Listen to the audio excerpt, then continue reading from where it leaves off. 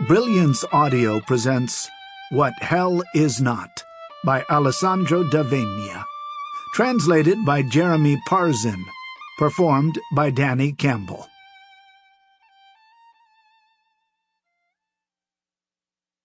To Marco and Fabrizio, brothers who taught me to have fun and to fight, to speak and to swear, all that is needed for boys to be brothers.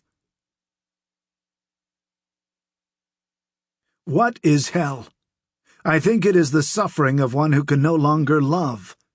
Fyodor Dostoevsky, The Brothers Karamazov, Book 6, Chapter 3. I believe I am in hell, therefore I am. Arthur Rimbaud. A Season in Hell, Night of Hell. By first light, a boy spies her. She is enveloped in the salty, windy ambush of the virgin dawn as it rises up from the sea, only to dive into the semi-darkness that pours over the streets. The boy lives on the top floor of his building. From there he can see the sea, and he can peer into the houses and streets that belong to the men.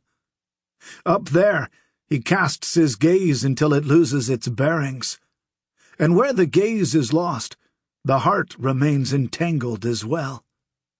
There's too much sea spread out ahead, especially at night when the sea vanishes and he can feel the void beneath the stars. Why is this scene reborn every morning? The boy has no answer. The rose's withered petals sting more than its thorns, and when he looks in the mirror each morning, he sees a castaway. He touches his face, and with the sea stuck inside, he looks in his eyes for what still lives.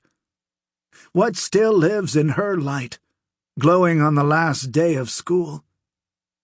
He studies it like the mysterious maps he loved to contemplate as a child, hoping to recover treasure and see those islands, ships, and waves. The boy watches her.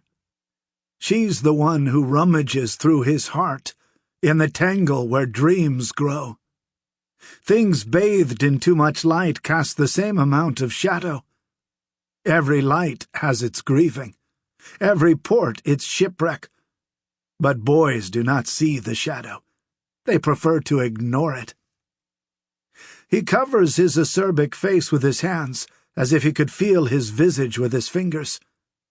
He resembles a sailor on the pier as he waits for a contract following mandatory shore leave. He continues to watch her, without end. He allows light, wind, and salt to reshape his flesh and thoughts. Light, wind, and salt ought to do as they please. Millennia have transformed even the infertile rocks that lie on the edge of the sea. God put a heart in his chest, but he forgot to add the armor. He does this with every boy, and in this, for every boy, God is cruel.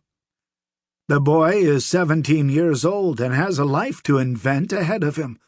17 holds no promise of good luck. At 17, even ugly actors believe they will grow into handsome men. Blood runs hot, and when it presses hard against the heart, they are forced to decide what they will make of themselves. He has all the questions, but the answers will arrive only after he has forgotten them. 17 is bad timing between supply and demand. He pinpoints her in the June light, and he is scared because this is the last day of school, and on that day summer's escape resides alone in the soul. But he has 1,000 questions.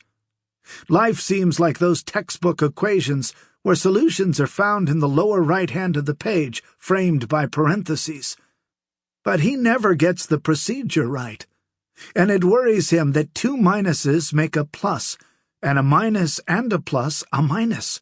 The minus is always somewhere in between. Like a siren, all of that sea and all of that light enchant him. And with remission he allows himself to be ensnared by that enchantment. He looks down from above, as boys his age love. Sample complete. Ready to continue?